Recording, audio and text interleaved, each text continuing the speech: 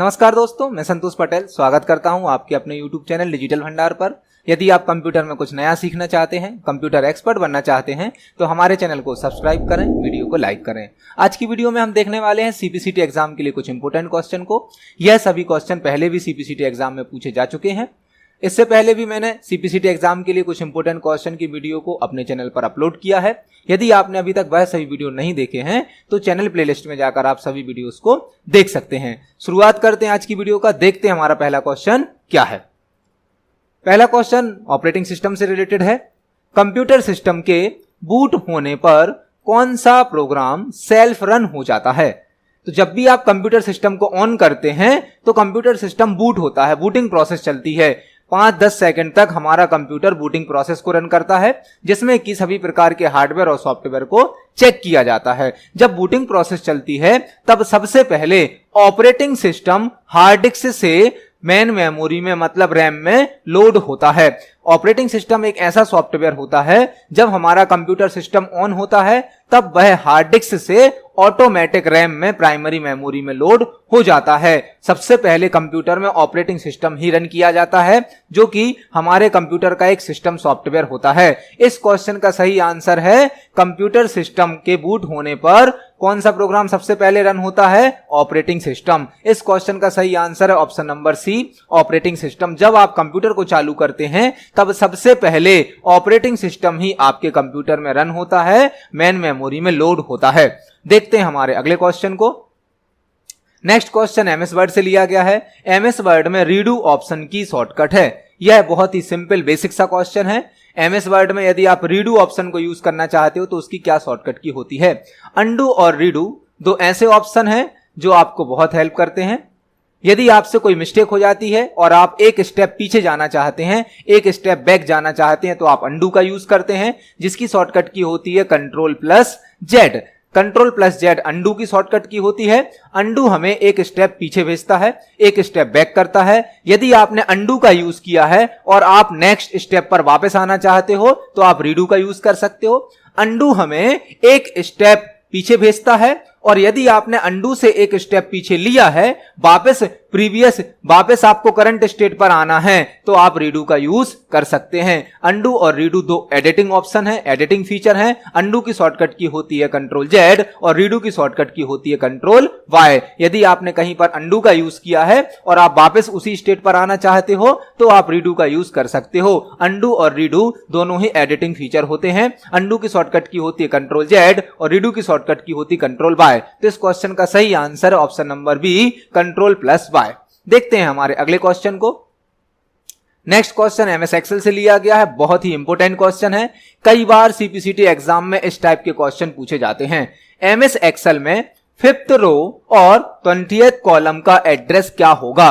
जो आपको MS Excel में वर्कशीट प्राप्त होती है, वर्कशीट में मल्टीपल रो और कॉलम होते हैं। हर रो और कॉलम का अपना एक एड्रेस होता है। कॉलम जो होते हैं, कॉलम का नाम अल्फाबेट से रिप्रेजेंट किया जाता है ABCD, और रो का जो नाम होता है वो नंबर से रिप्रेजेंट किया जाता है। जब एक रो और कॉलम मिलती है तो वहां पर एक सेल क्रिएट होता है। हमसे पूछा गया है 5वें नंबर की जो रो होगी और 20वें नंबर का 20th नंबर का जो कॉलम होगा उसका सेल एड्रेस क्या होगा। यहां पर आपको एक्सेल वर्कशीट में यह बताना है कि यदि हमारा कर्सर कॉलम नंबर 20 पर है और रो नंबर 5 पर है तो सेल एड्रेस क्या होगा।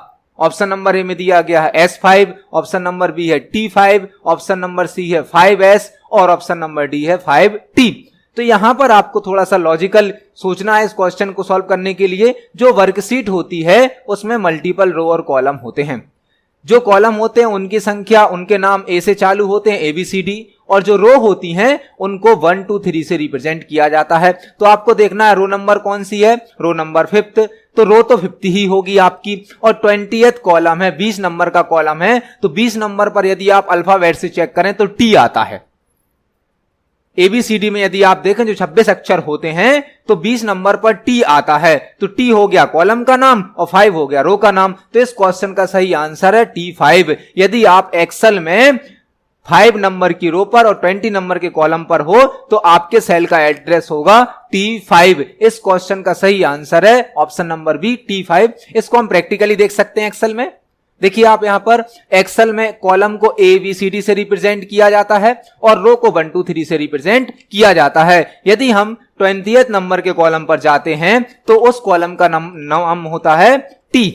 20th नंबर के कॉलम का नाम होता है T और रो नंबर हमें 5 बोली गई है तो हम रो नंबर 5 पर चलते हैं। तो T5 आप इस सेल का एड्रेस देख सकते हो नेम बॉक्स में, कॉलम नंबर 20 और रो नंबर 5, इसका सेल एड्रेस क्या होगा T5। तो इस प्रकार के क्वेश्चन भी सीपीसीटी एग्जाम में पूछे गए हैं कई बार। आपको एक रो नंबर दे दिया जाता है, कॉलम नंबर दे दिया जाता है और आपको उसका सेल एड्रेस बताना होता है। जब भी सेल का एड्रेस बनता है तो पहले कॉलम का नाम आता है। कोई भी सेल का एड्रेस जब बनेगा तो पहले कॉलम का नाम आएगा, देन उसके बाद किसका नाम आता है, रो का नाम आता है। कभी भी सेल एड्रेस रो और कॉलम के रूप में नहीं होगा, पहले कॉलम का नाम आएगा फिर रो का नाम आता है। इस क्वेश्चन का सही आंसर है ऑप्शन नंबर बी T5। देखते हैं हमारे अगले क्वेश्चन को। नेक्स्ट क्वेश्चन यूएसबी से रिलेटेड है। यूएसबी का फुल फॉर्म होता है, बहुत ही सिंपल बेसिक सा क्वेश्चन है।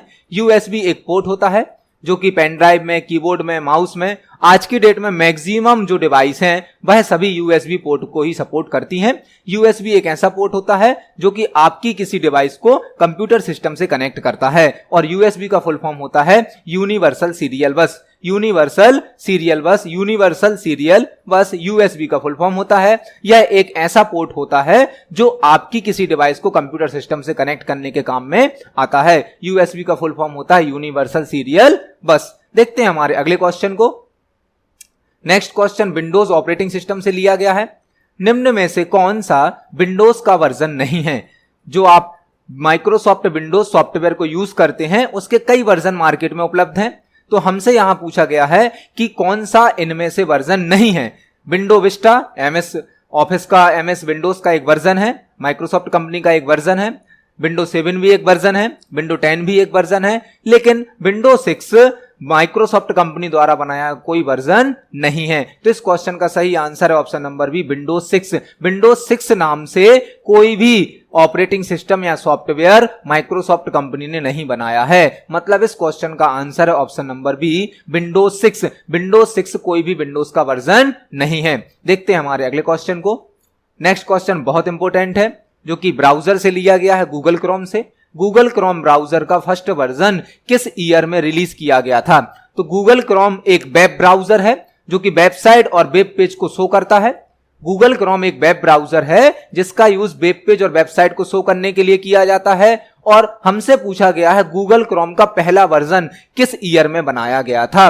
तो गूगल क्रोम का पहला वर्जन बनाया गया था सन 2008 में, 2008 में। गूगल क्रोम एक वेब ब्राउजर है जिसका फर्स्ट वर्जन 2008 में रिलीज किया गया था। मतलब इस क्वेश्चन का सही आंसर है ऑप्शन नंबर बी 2008।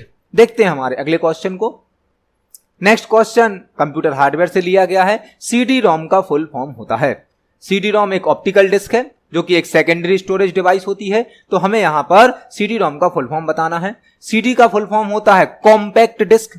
सीडी का फुल फॉर्म होता है कॉम्पैक्ट डिस्क। कॉम्पैक्ट डिस्क जो कि 700 MB तक का डेटा स्टोर कर सकती है।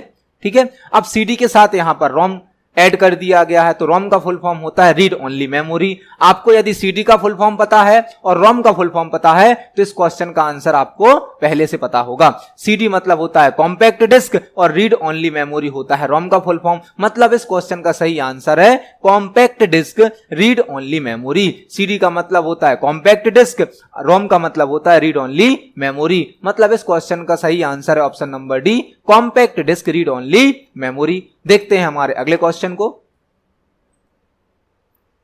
Next question computer number system से लिया गया है। हेक्साडेसिमल नंबर सिस्टम का बेस होता है। कंप्यूटर सिस्टम में 4 प्रकार के नंबर सिस्टम यूज किए जाते हैं। पहला होता है बाइनरी नंबर सिस्टम जिसका बेस 2 होता है, दूसरा होता है ऑक्टल जिसका बेस 8 होता है, तीसरा होता है डेसिमल जिसका बेस 10 होता है और लास्ट होता है हेक्साडेसिमल जिसका बेस होता है 16। तो हमें यहां पर हेक्साडेसिमल नंबर सिस्टम का बेस बताना है। हेक्साडेसिमल का बेस होता है 16 जिसमें 0 से लेकर F तक के नंबर स्टोर किए जाते हैं। बाइनरी का बेस होता है 2 जिसमें 0 से लेकर 1 तक के नंबर स्टोर किए जाते हैं ऑक्टल का बेस होता है 8 जिसमें 0 से लेके 7 तक के नंबर स्टोर किए जाते हैं, और डेसिमल का बेस होता है 10 जिसमें 0 से लेके 9 तक के नंबर स्टोर किए जाते हैं। कंप्यूटर सिस्टम में नंबर सिस्टम का यूज किया जाता है जो कि 4 प्रकार के होते हैं, बाइनरी, ऑक्टल, डेसिमल और हेक्साडेसिमल। तो इस क्वेश्चन का सही आंसर है option number D 16। Hexadecimal number system का बेस होता है 16। देखते हैं हमारे अगले क्वेश्चन को। नेक्स्ट क्वेश्चन है रिलेटेड फील्ड के कलेक्शन को क्या कहा जाता है? रिलेटेड फील्ड्स के कलेक्शन को क्या कहा जाता है? रिलेटेड फील्ड मतलब कोई एक स्टूडेंट हो सकता है, कोई एक एम्प्लॉय हो सकता है, कोई भी एक पर्सन हो सकता है, उससे रिलेटेड कई फील्ड हो सकती हैं। जैसे कि एक स्टूडेंट का नाम होता है, स्टूडेंट की एज होती है, स्टूडेंट की क्लास होती है, उसका मोबाइल नंबर होता है, उसका रोल नंबर होता है। तो जब रिलेटेड फील्ड्स मिलती हैं तो उस कलेक्शन को क्या कहा जाता है? मल्टीपल फील्ड्स जो होती हैं रिलेटेड, उनके कलेक्शन को कहा जाता है रिकॉर्ड। एक स्टूडेंट का रिकॉर्ड होता है जिसमें स्टूडेंट की कई प्रकार की इंफॉर्मेशन होती है। तो रिलेटेड फील्ड्स का जो कलेक्शन होता है उसे क्या कहा जाता है? रिकॉर्ड कहा जाता है। हर स्टूडेंट का, हर पर्सन का कुछ रिकॉर्ड होता है जिसमें उसकी कई प्रकार की इंफॉर्मेशन होती है। कई प्रकार की इंफॉर्मेशन को यहां पर फील्ड कहा गया है। तो जब एक ही प्रकार की मल्टीपल फील्ड मिलती हैं तो उस कलेक्शन को क्या कहा जाता है? रिकॉर्ड कहा जाता है। इस क्वेश्चन का सही आंसर है ऑप्शन नंबर ए। देखते हैं अगले क्वेश्चन को। नेक्स्ट क्वेश्चन एसक्यूएल से लिया गया है। एसक्यूएल का फुल फॉर्म होता है, एसक्यूएल एक सॉफ्टवेयर है इसको जो कि डेटाबेस पर वर्क करने के काम में आती है।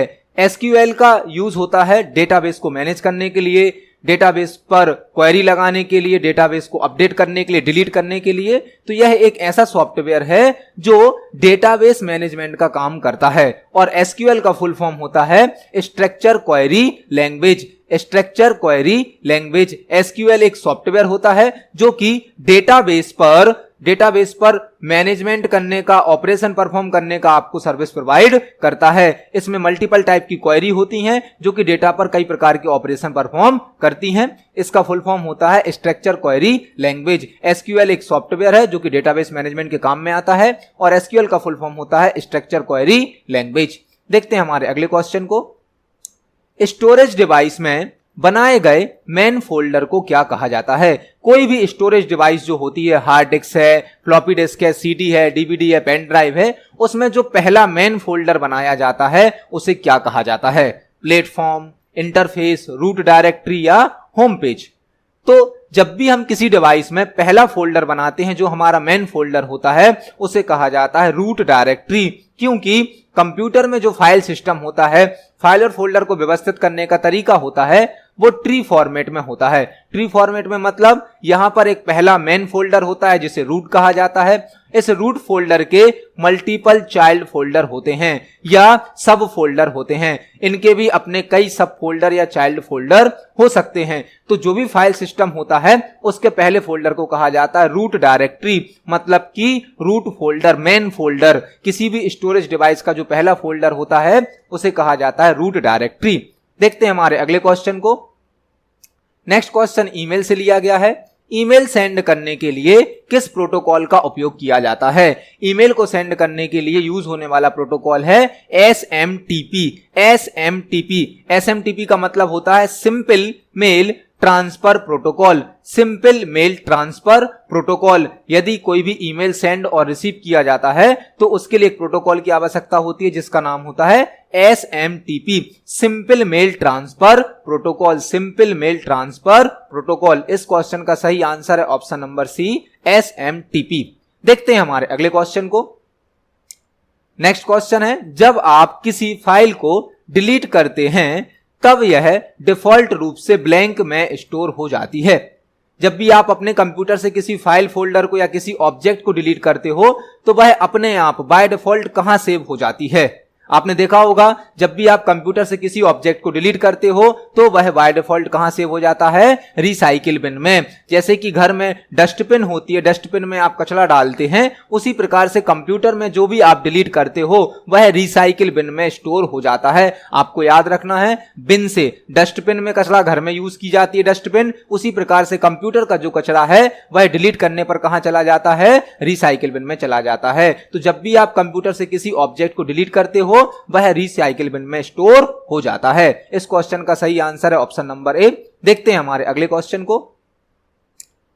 एमएस वर्ड में इंसर्शन पॉइंट से पहले वाले एक वर्ड को डिलीट करने के लिए ब्लैंक की का उपयोग किया जाता है। एमएस वर्ड में इंसर्शन पॉइंट से पहले एक वर्ड को डिलीट करने के लिए ब्लैंक शॉर्टकट की का यूज किया जाता है। यह थोड़ा सा लॉजिकल क्वेश्चन है, आपको इसको अच्छे से समझना है पहले, फिर आपको इसका आंसर देखना है। जब भी आप एमएस वर्ड में टाइपिंग करते हैं, फॉर एग्जाम्पल आपने यहां पर ये टाइपिंग करके रखी है, अभी आपका कर्सर यहां पर है, तो ये कहलाएगा आपका इंसर्शन पॉइंट। जहां आपका अभी कर्सर सेट है वही आपके लिए क्या कहलाएगा, इंसर्शन पॉइंट। इंसर्शन पॉइंट मतलब अब आप जो भी टाइप करोगे तो यही टाइप होगा, यही इंसर्ट होगा। तो जहां पर आपका कर्सर होता है वह कहलाता है इंसर्शन पॉइंट। हमें इस इंसर्शन पॉइंट के पहले मतलब लेफ्ट साइड में एक कंप्लीट वर्ड को डिलीट करना है।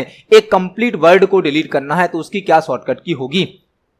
यदि आप एक एक कैरेक्टर को डिलीट करना चाहते हो तो उसकी शॉर्टकट की होती है बैक स्पेस। आपके कीबोर्ड में बैक स्पेस होता है जिससे आप एक एक कैरेक्टर को डिलीट कर सकते हो। लेकिन हमसे पूछा गया है कंप्लीट वर्ड को, एक वर्ड को डिलीट करना है तो कैसे करेंगे, जिसकी शॉर्टकट की होती है कंट्रोल प्लस बैक स्पेस।